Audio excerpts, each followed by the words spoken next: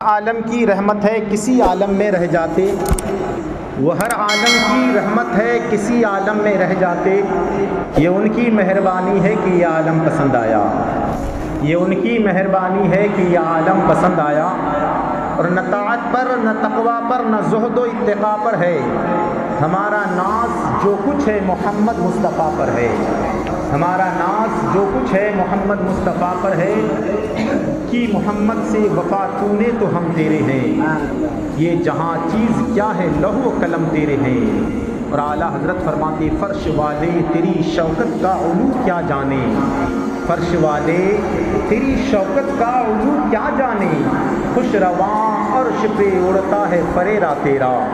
اور یا رسول اللہ یا حبیب اللہ میں تو مالک ہی کہوں گا کہ ہو مالک کے حبیب، یعنی محبوب و محب میں نہیں میرا تیرا۔ حضرات محترم، یہ بہت پرفتن دور ہے، حالات بہت سنگین ہے۔ اس وقت انسان جدھر سے گزرے جدھر سے جائے انسان خوف و دہشت میں زندگی گزار رہا ہے۔ کوئی شہر کوئی علاقہ کوئی قصبہ ایسا نہیں جہاں کا انسان خوف زدہ نہ ہو۔ وجہ کیا ہے؟ کیونکہ انسان نے اپنے رب کو فراموش کر دیا، دنیا کا خوف اس کے دل میں بس چکا ہے۔ ورنہ عالم یہ ہے کہ میرے سرکار دو عالم صلی اللہ تعالی علیہ وسلم کے غلاموں کا عالم یہ تھا کہ جس راستے سے گزرتے تھے شیطان ڈر سے راستہ چھوڑ دیا کرتا تھا۔ لیکن حالات ہماری یہ ہے کہ ہم نے دنیا کو اپنے اندر بسا لیا ہے۔ جب رب تعالیٰ کی یاد کو فراموش کر دیا، اللہ اس کے رسول کے فرامین کو فراموش کر دیا، تو اللہ تبارک و تعالیٰ نے ہمارے دل میں نہ جانے کیسے خوف و ہراس ہمارے دل میں پیدا کر دیا کہ جہاں بھی چلے تو انسان خوف زدہ ہے۔ وجہ کیا ہے؟ کیونکہ انسان کے اندر سب سے بڑا خوف ہے کہ انسان مرنے کا خوف نہیں کرتا کہ ایک دن مرنا ہے، اس چیز سے انجان ہے، پھر اس کے دل میں ہر چیز کا خوف پیدا ہو چکا ہے۔ یہ چل رہا ہے تو خوف زدہ ہے، یہ بیٹھتا ہے تو خوف زدہ ہے، یہ جدھر سے گزرتا ہے تو خوف زدہ ہے۔ میرے پیارے، اسی لیے دنیا فانی ہے، آخرت کی طرف روا دواں کوشش کرو کہ پروردگار عالم ہم تمام کو اچھی موت عطا فرمائے، کیونکہ انسان اگر اچھی موت لے کر دنیا سے جاتا ہے تو پھر اس کے ہر منازل آسان ہو جایا کرتے ہیں۔ میں نے قرآن پاک کے ایک آیت کریمہ کی تلاوت کرنے کا شرف حاصل کیا۔ اللہ رب العزت ارشاد فرماتا ہے تم میں سے بہتر انسان وہ ہے، خیرکم من قرآن پاک میں رب نے ارشاد فرمایا کہ تم بہترین امت ہو، کنتم خیر امت اخرجت للناس، تم بہترین امت ہو۔ اللہ نے تمہیں امتوں میں سے بہترین امت بنایا۔ کیوں بنایا؟ کیونکہ تم بھلائی کا حکم دیتے ہو، بری باتوں سے روکتے ہو، اللہ تبارک و تعالیٰ پر ایمان رکھتے ہو، تم بہترین امت ہو۔ رب نے کہا تجھے بہترین ہے، رب نے تجھے اچھا کہا ہے۔ دنیا کا اگر کوئی انسان کوئی اگر اپنے وقت کا عہدیدار ہے، اپنے وقت کا کرسی پر بیٹھا ہوا ہے، اگر وہ آپ کو کہہ دے کہ کتنا اچھا انسان ہے تو آپ پھولے نہیں سماتے ہیں۔ وجہ کیا ہے؟ کیونکہ اپنے آپ کا پرائم منسٹر کہنے والا، اپنے آپ کا گاؤں کا مکھیا ہونے والا، اپنے دنیا کا عہدیدار کرسی پر بیٹھنے والا، وہ تجھ کو بہترین کہہ رہا ہے، پھر تو پھولے نہیں سماتا۔ وجہ کیا ہے؟ کیونکہ اس کو جاننے والے پہچاننے والے بہت زیادہ ہے، اور اس جاننے پہچاننے میں یہ ہم کو بہترین کہہ رہا ہے، لاکھوں میں ہم کو بہترین کہہ رہا ہے، ہزاروں میں ہم کو بہترین کہہ رہا ہے، 100 میں ہم کو بہترین کہہ رہا ہے۔ اسی لیے تم یہ سوچتے ہو کہ مجھ کو کہنے والا اپنے وقت کا منتری ہے، مجھ کو کہنے والا اپنے وقت کا مکھیا ہے، مجھ کو کہنے والا اپنے آپ کا پرائم منسٹر ہے، اس نے ہم کو بہترین کہا تو تم پھولے نہیں سماتے ہو۔ تجھ کو بہترین کہنے والا کوئی دنیا دار نہیں ہے، تجھ کو بہترین کہنے والا اپنے وقت کا کرسی کا عہدیدار نہیں ہے، بلکہ وہ خالق کائنات ہے جو تجھ کو بہترین کہہ رہا ہے، اور یہ کہہ رہا ہے کہ تم بہترین امت ہو۔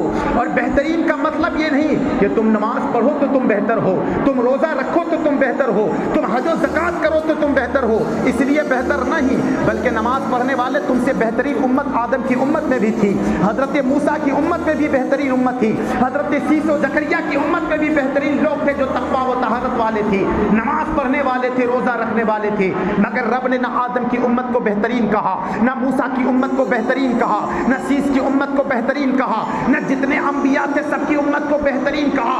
اگر کہا ہے تو اپنے محبوب کی امت کو بہترین کہا ہے، اپنے نبی کی امت کو بہترین کہا بہتری کی وجہ کیا ہے؟ اس لیے نہیں کہ تو نماز پڑھ رہا ہے، اس لیے نہیں کہ تو روزہ رکھ رہا ہے، اس لیے کہ تیرے درمیان رب نے اپنے محبوب کو بھیج دیا، رب نے اپنے محبوب کو بھیجا ہے۔ بہترین اس لیے نہیں کہ تو بہت بڑا نمازی ہے، بہترین اس لیے ہے کہ تو اپنے محبوب کا امتی، اس نبی کا امتی ہے جس نبی کی امت میں آنے کے لیے انبیاء کرام نے تمنائیں کی ہے، کاش میں اس امت میں ہوتا تو بہتر ہوتا۔ حضرت موسیٰ علیہ نبینا علیہ الصلوۃ والتسلیم نے دیکھا نا، کتاب کھولا، دیکھا کہ اللہ پر ایک ایسی امت آنے والی ہے جو ہر بات میں انشاءاللہ کہے گی۔ رب نے حضرت موسیٰ نے پیغمبر نے فرمایا پروردگار وہ امت مجھے عطا کر دے۔ رب نے فرمایا وہ میری محبوب کی امت ہے۔ فرمایا ایک ایسی امت آئے گی جو 5 وقت کا نماز پڑھے گی، 50 کا ثواب پائے گی۔ حضرت موسیٰ نے عرض کیا پروردگار وہ امت مجھے عطا کر دے۔ رب نے فرمایا موسیٰ وہ میرے محبوب کی امت ہے۔ اللہ پر ایک ایک چیز کہتا گیا، دیکھتا گیا۔ حضرت موسیٰ کی تمنائیں ہوتی گئی کہ پروردگار وہ امت مجھے دے دے۔ رب نے ہر بات میں فرمایا میرے محبوب کی امت ہے۔ کہا تیرا محبوب کون ہے؟ رب نے ارشاد فرمایا لولاک لما خلقت الافلاک، اگر موسیٰ اگر محبوب کو پیدا کرنا مقصود نہ ہوتا تو میں کائنات کو پیدا نہ کرتا، اگر کائنات کو بنایا ہے تو محبوب کے صدقے سے بنایا ہے۔ کہا جب اتنا پیارا محبوب ہے، اتنا بہترین محبوب ہے تو پروردگار اس امت محمدیہ میں مجھے کو داخل کر دے۔ کتنا بہترین امت، تم بہترین ہو اس لیے بہتر نہیں کہ اللہ پر تم نماز پڑھنے والے ہو، ایسی نماز تو پڑھتے نہیں، روزہ تو رکھتے نہیں ہے، پھر ہم اپنے آپ کو بہترین کہیں تو پھر یہ کہاں کا مسئلہ ہے؟ ہم اس لیے بہتر نہیں کہ ہم نماز پڑھنے کے باوجود اپنے آپ کو بہتر کہیں، روزہ رکھنے کے باوجود اپنے اوپر گھمنڈ پیدا کریں کہ مجھ سے بڑا نمازی کوئی نہیں ہے، مجھ سے بڑا روزے دار کوئی نہیں ہے، مجھ سے بڑا حج و زکوٰۃ دینے والا کوئی نہیں ہے۔ اس لیے نہیں، بلکہ میرے سرکار جس طرح تمام نبیوں میں سب سے افضل و اعلیٰ ہے، جس طرح تمام نبیوں میں سب سے افضل و اعلیٰ ہے، اسی طرح ان کی امت بھی تمام امتوں میں افضل و اعلیٰ ہے۔ یہ امت بعد میں آئی ہے، سب کے بعد میں آئی ہے۔ حضرت آدم علیہ نبینا علیہ الصلوۃ والتسلیم سے لے کر حضرت موسیٰ علیہ نبینا علیہ الصلوۃ والتسلیم تک جتنی امتیں تھیں، سب امتوں کے بعد یہ آخری نبی ہے۔ میرے سرکار نے فرمایا انا خاتم النبیین لا نبی بعدی، میں آخری پیغمبر ہوں، میرے بعد کوئی نبی نہیں ہے، میرے بعد کوئی پیغمبر نہیں ہے۔ اللہ اکبر، جس طرح میرے سرکار تمام نبیوں کے آخری نبی ہے، اسی طرح ان کی امت بھی تمام امتوں میں آخری امت ہے۔ مگر اللہ تبارک و تعالیٰ نے اس امت پر کتنا بڑا احسان کیا ہے کہ امت بعد میں آئی ہے، بعد میں آئی، لیکن جنت جانے میں سب سے پہلی امت ہے۔ جنت اگر جائے گی تو سب سے پہلے امت محمدیہ ہوگی۔ میرے سرکار دو عالم صلی اللہ تعالیٰ علیہ وسلم اپنی امتوں سے کتنا پیار کرتے ہیں، کتنا پیار کرتے ہیں کہ صحابہ کرام فرماتے ہیں کہ جب سرکار پیدا ہوئے تھے نا تو سرکار کے ہونٹ مبارک ہل رہے تھے اور رب سلم امتی، رب حولی کی امتیں صدائیں لگا رہے تھے۔ اور ایک صحابہ رسول فرماتے جب سرکار کا وصال باکمال ہو گیا، آپ کو قبر انور پہ رکھا گیا تو آپ کے لب مبارک ہل رہے تھے، جب کان لگا کر سنا تو یہی صدائیں بلند ہوتی تھی رب حولی امتی، اے پروردگار میری گنہگار امت کو بخش دے، ایک پروردگار میری گنہگار امت کو بخش دے۔ اور جب کل قیامت کا دن ہوگا، میدان محشر ہوگا، نفسی نفسی کا عالم ہوگا، سب حیران و پریشان ہوں گے، اس حیران و پریشانی کے عالم میں جب میرے سرکار کے سر پر شفاعت کا شہرہ بندھوایا جائے گا تو سرکار فرمائیں گے پروردگار رب سلم امتی، میرے گنہگار امت کو آسانی سے پل صراط سے پار کر دے۔ اعلیٰ حضرت ترجمانی فرماتے ہیں پل سے اتارو راہ گزر کو خبر نہ ہو، جبرائیل پر بچھائے تو پر کو خبر نہ ہو، اللہ فریاد امتی جو کرے حال زار میں، ممکن نہیں کہ خیر بشر کو خبر نہ ہو۔ اللہ پر میرے سرکار دو عالم صلی اللہ تعالی علیہ وسلم اپنی امت سے کتنا زیادہ پیار کرتے ہیں۔ اے امت محمدیہ، تم اپنے نبی سے کتنا پیار کرتے ہو، تم اپنے نبی سے کتنا پیار کرتے ہو۔ میرے سرکار دو عالم صلی اللہ تعالی علیہ وسلم کی شان کتنی نرالی ہے، کتنی اعلیٰ و عرفہ ہے۔ میرے سرکار دو عالم صلی اللہ تعالی علیہ وسلم کی شان کون سمجھ سکتا ہے؟ سرکار نے خود فرمایا ہے اس ذات بابرکات سے جس کو دنیا افضل البشر بعد الانبیاء کہتی ہے، یعنی ابو بکر صدیق سے عرض کرتے میرے سرکار کہ ابو بکر میری حقیقت کو میرے رب کے سوا کوئی نہیں جانتا، وہ رب کی حقیقت میرے سرکار کی حقیقت کیا ہے رب جانے اور رب کا محبوب جانے۔ جس نے تھوڑی سی جاننے کی کوشش کی ہے وہ عرض کرتے ہیں سرور کہوں کہ مالک و مولا کہوں تجھے، باغ خلیل کا گلے زیبا کہوں تجھے، یا رسول اللہ تیرے تو وصف عیب تناہی سے ہے بری، حیران ہوں میرے شاہ میں کیا کیا کہوں تجھے، لیکن رضا نے ختم سخن اس پہ کر دیا، خالق کا بندہ خلق کا آقا کہوں تجھے، خالق کا بندہ خلق کا آقا کہوں تجھے۔ میرے سرکار دو عالم صلی اللہ تعالی علیہ وسلم اپنی امت سے بہت زیادہ پیار کرتے ہیں، اور میرے سرکار سے محبت کیا ہے، میرے سرکار سے الفت کیا ہے کہ تم وہ محبت سرکار کے رکھو، وہ دل میں الفت مصطفیٰ رکھو کہ جدھر جاؤ تو پھر کہے کہ آقا کا دیوانہ جا رہا ہے۔ میرے سرکار نے تو اپنی محبت کا ذریعہ بتا دیا۔ سرکار فرماتی ہیں الصلاۃ معراج المومنین، نماز مومنوں کی معراج ہے۔ کتنے لوگ نماز پڑھنے والے، میں نے پچھلے ہفتہ بھی کہا تھا کہ لوگوں نماز کی پابندی کرو، یہ مطلب نہیں کہ رمضان کا مہینہ نکل چکا اب ہم کو نماز کی ضرورت نہیں ہے۔ نماز وہ عبادت ہے کہ ہر جگہ قبر میں، حشر میں، نشر میں پہلے نماز کا سوال ہوتا ہے کہ تیری نماز مکمل ہے کہ نہیں ہے، تو نے کتنی نمازیں پڑھی ہے، تو نے کتنے روزے رکھے ہیں۔ نماز کسی حالت میں معاف نہیں ہے، یہاں تک کہ فقہاء کرام فرماتے ہیں کہ کوئی بندہ دریا میں ڈوب رہا ہے، اس وقت نماز کا وقت آ جائے تو نماز کی نیت باندھ لیا جائے۔ کوئی انسان جاگنے کے وقت میں ہے، نماز کا وقت آ جائے تو اس وقت بھی نماز پڑھے، اس وقت بھی نماز معاف نہیں۔ آپ کو صحت و تندرست رہنے کے باوجود، آپ تو اچھے حالات کی زندگی گزارنے کے باوجود، اچھا کھانا پینا کھانے کے باوجود آپ اپنے رب کے فراموش کر دیتے ہیں، پھر سوچتے ہیں کہ آپ بہترین ہو، آپ سب سے اچھا ہو، آپ سب سے عمدہ ہو۔ عمدہ اپنے رب کو فراموش کر دیا، اپنے نبی کے قوانین کو فراموش کر دیا، پھر سوچتے ہیں کہ آپ بہترین ہے۔ آپ میں بہترین ہے تو کیا ہے، آپ میں اچھائی تو ہے تو کیا ہے۔ میرے سرکار رب نے تو ارشاد فرمایا کہ اقیموا الصلاۃ، نماز قائم کرو، ان الصلاۃ تنہی عن الفحشاء والمنکر، نماز بے حیائی بری باتوں سے روکتی ہے۔ آپ نے تو نمازیں چھوڑ دیا، پھر کہتے ہیں کہ ہم فحش کلامی کی طرف جاتے ہیں۔ آج ہمارے گھر میں بچے اگر پیدا ہو تو کوئی سٹوڑی پیدا ہوتا ہے، کوئی جواری پیدا ہوتا ہے، کوئی پیکر پیدا ہوتا ہے۔ اللہ اگر پیدا ہونے کے وقت پیکر نہیں رہتا، آپ کے اعمال اس کو برائی کی طرف لے جانے پر مجبور کر دیتا ہے۔ اگر آپ اپنے بچوں کی تعلیم اچھے طرح سے دیا ہوتا کہ اللہ اگر، میں نے پچھلے ہفتہ بھی کہا تھا کہ ترکی کے ایک مسجد میں کیا لکھا ہوا تھا کہ جب آپ کے مسجد کے پیچھے سے بچوں کی آواز نہ آئے تو سمجھ لینا کہ آپ کا مستقبل خطرے میں ہے۔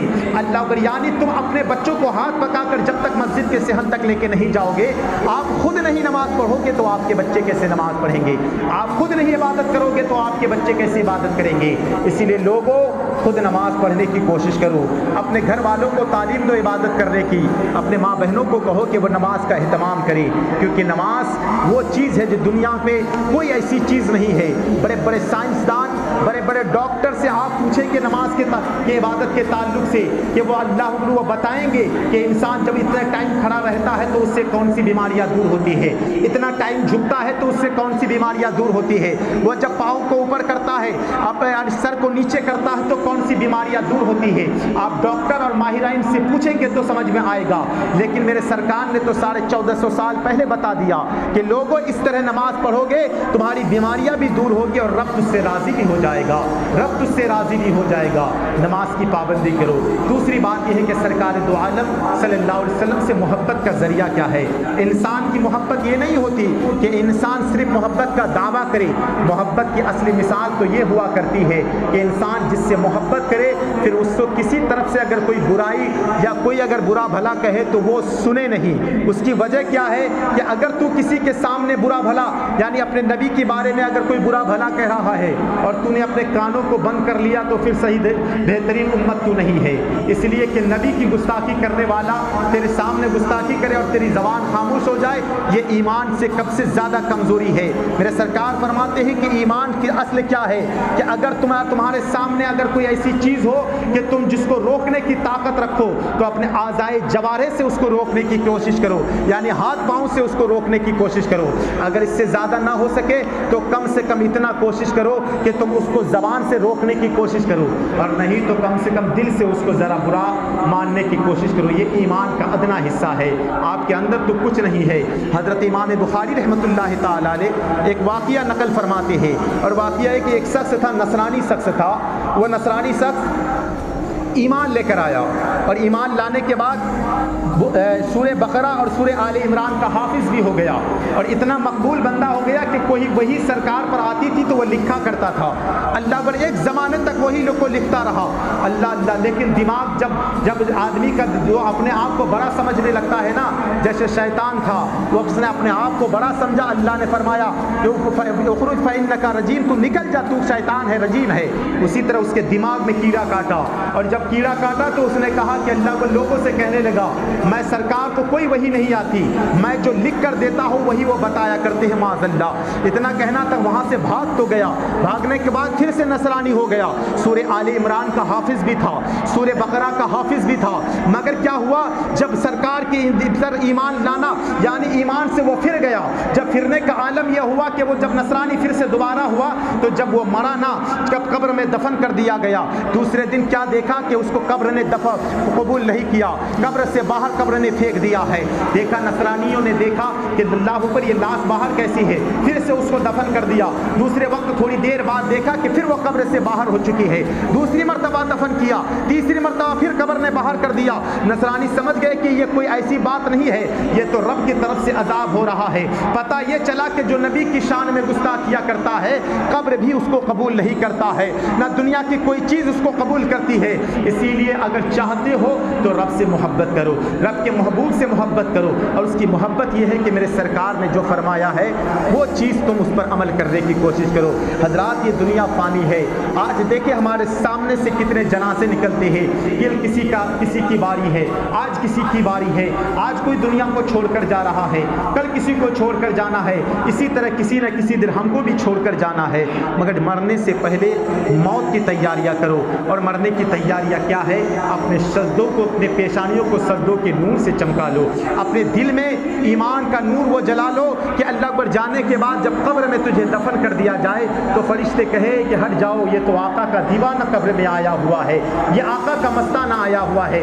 ورنہ حالات یہ ہے ہمارے کہ دن بدن لوگوں کا عالم یہ ہے کہ فحاشی کی طرف مبتلا ہے، لوگوں کا دن بدن کنڈیشن یہ بنتا جا رہا ہے کہ لوگ ایمان سے اتنا پھر چکا ہے کہ ایمان اتنا کمزور ہو چکا ہے کہ اللہ پر آج کچھ چیزوں پر ایمان لے کے بیٹھا ہوا ہے جو چیز ہمارے اسلام میں نہیں ہے، چھوٹی چھوٹی چیز جو چیز اسلام میں نہیں ہے سوشل میڈیا میں دیکھا، سوشل میڈیا میں دیکھنے کے بعد اسی پر ایمان لا کر بیٹھا ہوا ہے، آج ایسا ہونا ہے کل ایسا ہونا ہے، آج ایسا ہو جائے گا کل ایسا ہو جائے گا، خدا پر یقین نہیں ہے لیکن اس چیز پر یقین رکھ چکا ہے اللہ پر یہ دنیا ویسے چلے گی جیسا رب چاہتا ہے، جیسا رب کی مرضی ہے، دنیا کے دنیا دار چلا نہیں سکتا، اگر چلانے والا ہے تو خالق کے پروردگار چلا سکتا ہے، اسی لیے تم دنیا دار پر ایمان مت رکھو، پروردگار پر ایمان رکھو، اور مرنے سے پہلے موت کی تیاریاں کرو۔ اللہ پر کتنا بڑا احسان ہے، پہلے زمانے کی امتوں کو دیکھو، اتنا بڑا گنہگار اگر تھوڑا سا بھی گناہ کرتا تھا صبح دروازے پر لکھا رہتا تھا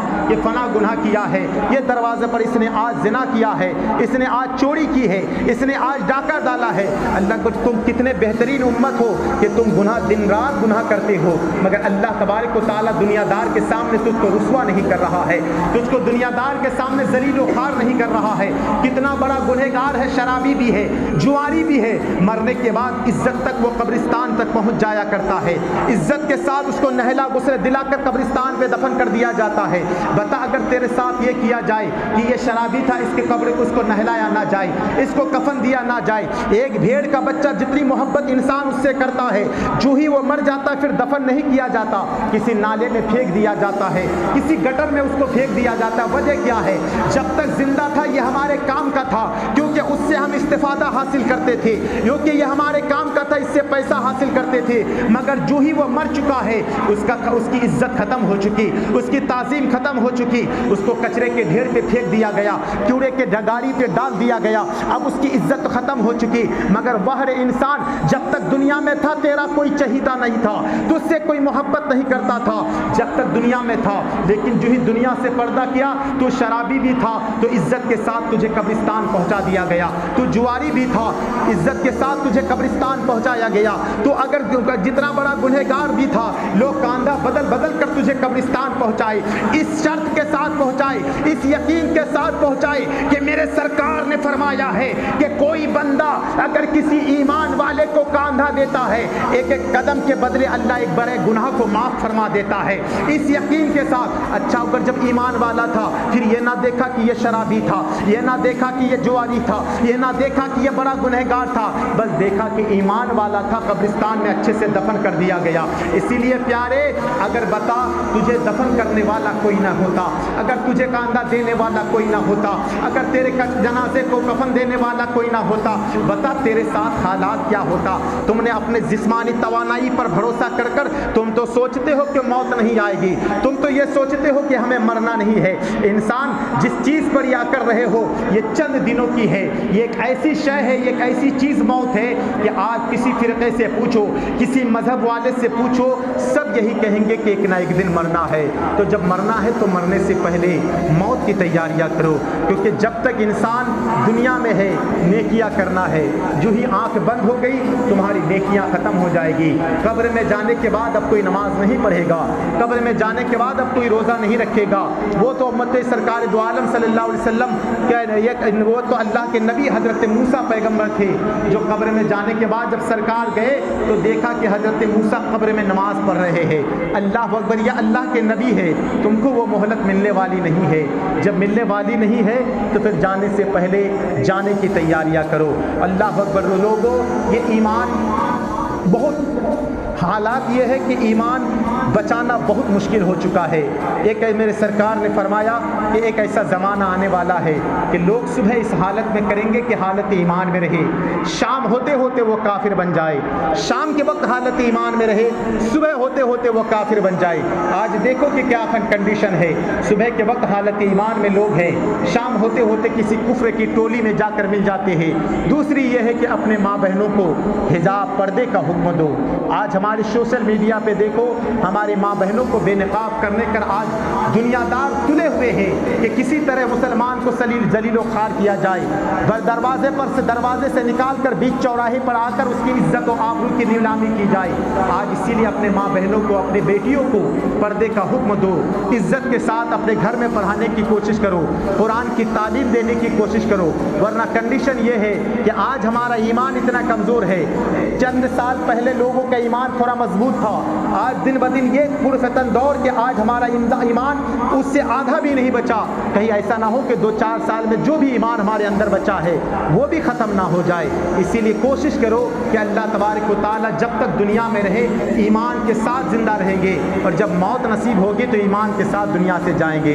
दूसरा अहद करो कि इंशाअल्लाह 5 वक्त नमाज की पाबंदी करेंगे, क्योंकि जब कोई मददगार नहीं होता यही आमान है जो तुम्हारे साथ रहने वाला है। हम भी आपके साथ नहीं, हमारा काम आपको बताना है, हमारा काम आपको समझाना है, मगर आपका ईमान वो है कि इंशाअल्लाह अज़ीज़ अगर आपकी ईमान सलामत रही, आपकी पेशानी में सज्दों की तड़प रही, पेशानियों में सज्दों का नूर रहा, इंशाअल्लाह अज़ीज़ हर मनाजिल आपके लिए आसान होगा। मौला करीम अल्लाह तबारक व तआला की बारगाह में दुआ है कि मौला करीम हम तमाम को ईमान के साथ दुनिया में ज़िंदा रखे, ईमान के साथ खात्मा